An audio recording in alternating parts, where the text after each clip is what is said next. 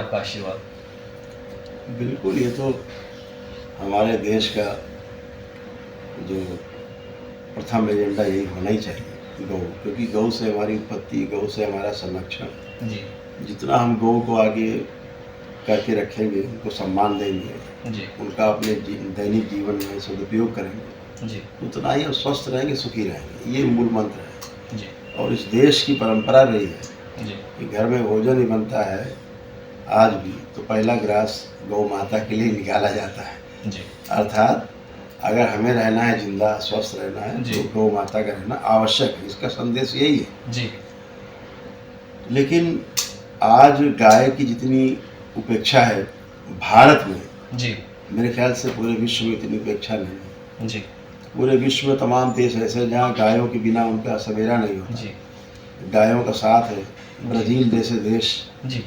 आज गौ सेवा के लिए कितना बड़ा नाम है उनका, कितना बड़ा उनका व्यवसाय भी एक खड़ा हुआ है, जी। जिसके सहारे उनका देश की इकोनॉमी काफ़ी मजबूत है। ऐसे कई देश हैं।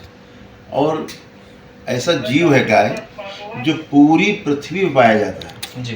प्रत्येक देश में कोई जीव 10 देशों में तो बाकी देशों में नहीं, कोई 50 देशों में तो बाकी देशों में नहीं, लेकिन गाय एक ऐसा प्राणी है जी। जो पूरे विश्व में प्रत्येक देश में पाई जाती है। जी।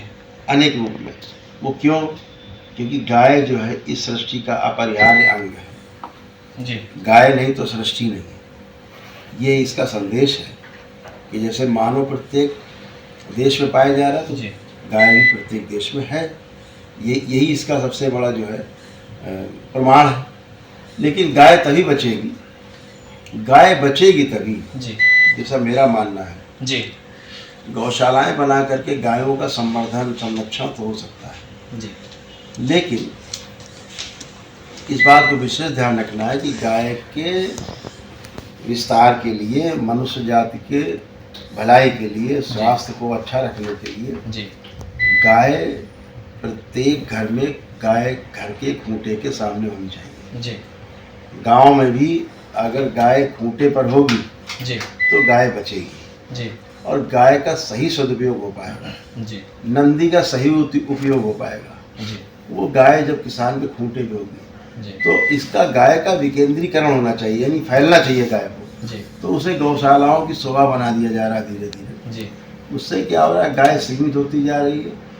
गाय के लिए एक आदर्श जो प्रस्तुत करना चाहिए, जितने भी लोग हैं देश के जाने माने लोग, बड़े लोग, उनको अपने हर घर में अपनी गाय पालनी चाहिए, ताकि नीचे तक उसका संदेश जाए।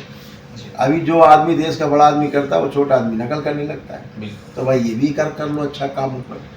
तो गाय जो है, गाय जब तक किसान के खूंटे पर नहीं रहेगी गौशाला से निकल के, तब तक गाय का विस्तार नहीं होगा, तब तक नंदी का सदुपयोग नहीं होगा।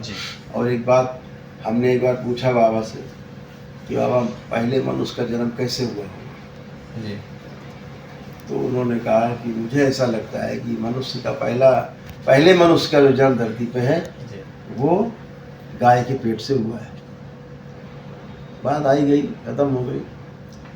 विज्ञान के छात्र रहे हैं, दिमाग में रखा रहा। इसके बाद में हम इसको देखते सुनते रहे।